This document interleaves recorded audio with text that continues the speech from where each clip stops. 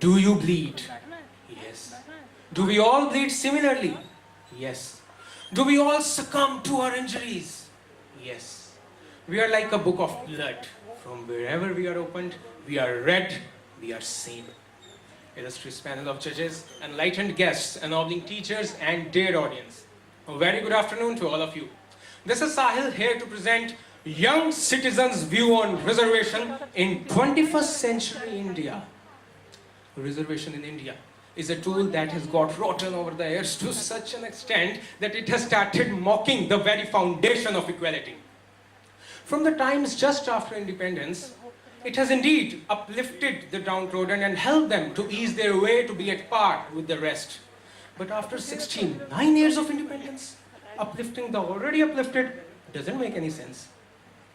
Reservation was a revolutionary idea back then because equality does not equate to justice. Imagine a ladder just for the ones not knowing the climbing of trees and the methods. Justice delivered. But if you know the tricks and techniques and still use the ladder for those delicious fruits while others with no access to it, that, my friend, is injustice. Moreover, if the reserve seats, that ladder, is actually going to the town's richest, then what about a population living in a tribal village, not knowing the privileges government has to offer? Over that, playing vote bank politics is, according to me, the most sinful thing a man can commit just for his monetary gains and to hold the position of power. Reservation in India is still needing the huge scope of improvement. Reservation fuels differences in mind. It strengthens a community against another, but breaks the country from within. I understand if our system gives admission to a student who is actually needy in a school with good facilities at much lesser costs. Acceptable.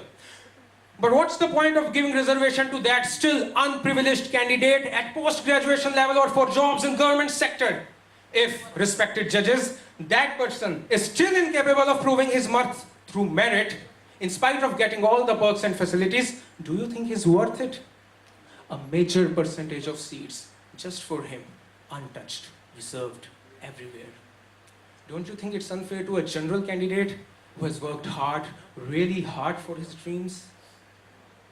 Factors like caste, which only exist in our minds, and when major proportion under categories is still unfortunate to draw the benefits, I think there is a certain flaw in the regulations which has to be revised. Meritocracy should be the ultimate decision maker.